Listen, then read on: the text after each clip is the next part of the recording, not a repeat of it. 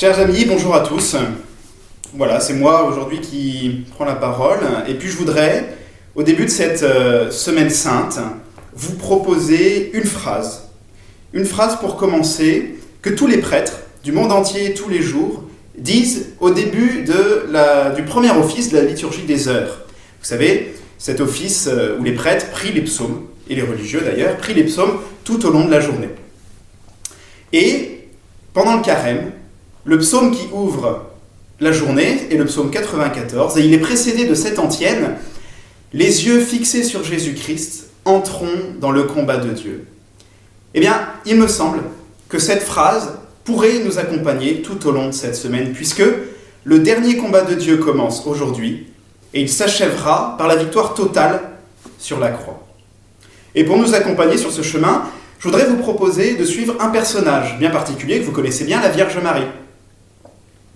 L'idée, c'est de lui poser cette question, peut-être tous les jours, tous les matins, peut-être lui demander « Dites-nous, Vierge Marie, qu'avez-vous vu à Jérusalem en ces temps-là » Alors l'idée, c'est pas de savoir ce qui s'est passé, car ça, on le sait bien. Il ne s'agit pas de faire semblant de ne pas savoir la fin. On n'est pas une représentation théâtrale. Puis d'ailleurs, qui d'entre nous irait tous les ans, à la même date, regarder le même film policier, alors qu'il sait parfaitement qui est l'assassin ? Non, vous le savez bien, un roman d'Agatha Christie, on ne le lit qu'une seule fois.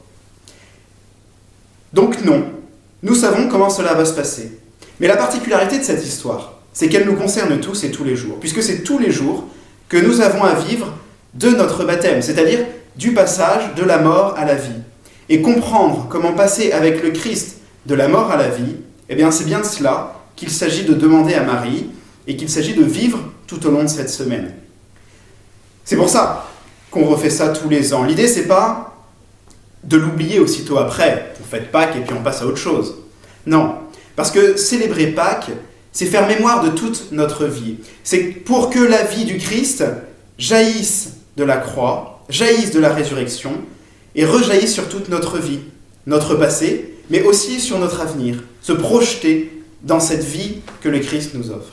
Et je pense que la Vierge Marie peut être un bon modèle en cela. Elle, qui était là, il y a 2000 ans, à Jérusalem, et qui a sans doute suivi Jésus tout au long de sa passion, et pas seulement au pied de la croix. Et alors, que savait-elle, Marie ? Que savait-elle de ce qui allait se passer ? L'évangéliste Luc nous dit qu'elle gardait tout dans son cœur. Alors, qu'est-ce qu'elle a gardé dans son cœur ? Eh bien, elle avait entendu à l'Annonciation cette promesse que son fils serait le Messie, le fils de David, et qu'il régnerait pour toujours. Et puis le voici, son fils, cloué sur la croix. Et pourtant, Marie croit. Elle croit que même de la mort, Dieu peut faire jaillir la vie. Elle a vu venir à Bethléem les rois mages. Vous savez, ces sages venus d'Orient, qui ont suivi l'étoile et qui arrivent à Bethléem et qui viennent offrir des présents à ce petit enfant qui est là tout simplement dans une mangeoire. Et qu'est-ce qu'on lui offre ? De l'or. Pour un roi, c'est bien. De l'encens. Pour un fils de Dieu, c'est pas mal aussi. Et puis, plus surprenant, de la myrrhe. La myrrhe qui était cet aromate qui était utilisé alors pour enduire les cadavres. Et Marie voit arriver cela dans ses mains, devant cet enfant. Est-ce qu'il savait qu'il allait mourir sur une croix ? Sans doute pas encore, mais elle gardait tout cela dans son cœur, et sans doute que ça a dû lui revenir si fortement et terriblement à sa mémoire sur le chemin qui menait au calvaire. Et puis elle a aussi reçu cette prophétie du vieux Siméon qui lui dit « Marie, ton cœur sera transpercé de cette glaive. » Et ça aussi, elle a dû y repenser au pied de la croix. Puis elle a vu aussi son fils, adolescent, enseigner aux sages du temple de Jérusalem et lui annoncer à elle, Marie, qu'il devait être dans la maison de son père. Lui, Jésus, le Fils de Dieu. Et Marie a gardé ça au fond de son cœur. Et puis le voici, ce Fils de Dieu, crier vers le Père sa souffrance. Enfin, elle a vu son fils partir sur les chemins d'Israël, annoncer la venue du royaume, affronter les pharisiens, guérir les aveugles, exorciser les démons, guérir aussi les paralysés. Et puis le voici, ce Messie, paralysé lui-même sur la croix par les clous dans ses poignets. Et pourtant Marie croit, toujours, debout, même au pied de la croix. Elle sait que Dieu, de la mort même, peut faire jaillir la vie. Et elle est là, au plus haut de la souffrance de son fils et de sa propre souffrance, croyant toujours que son fils est celui de la promesse. Elle n'est pas déçue, finalement.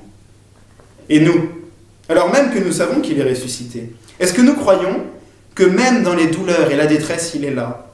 Et que même alors, il peut faire jaillir la vie. Est-ce que nous l'acclamons comme la foule, vous savez, à l'entrée de Jérusalem? Est-ce que nous l'acclamons quand il entre dans notre ville, dans notre vie finalement, pour mieux le huer lorsqu'il nous déçoit, lorsqu'il déçoit ce que nous avions cru de lui? Ah, nous pensions que c'était lui qui délivrerait Israël. Vous savez, ce sont les 2 disciples d'Emmaüs qui disent ça sur le chemin, qui les détournent de Jérusalem et donc de la résurrection. Nous pensions que c'était lui. On se fait bien des idées sur Dieu. Et bien souvent, Dieu nous déçoit, non? Et alors comment est-ce qu'on réagit? En le huant, comme cette foule qui finit par le crucifier? Ou bien avec foi, comme Marie, en lui manifestant encore et toujours notre confiance en lui? La vie de chrétien, c'est pas une sinécure, vous le voyez bien. Et puis la croix, malheureusement, elle n'est pas facultative. Mais comment oublier que la résurrection, eh bien, c'est finalement le côté, je dirais que c'est le côté pile de la pièce dont la croix est la face. Et cette pièce, croix, résurrection, nous l'avons toujours avec nous depuis notre baptême.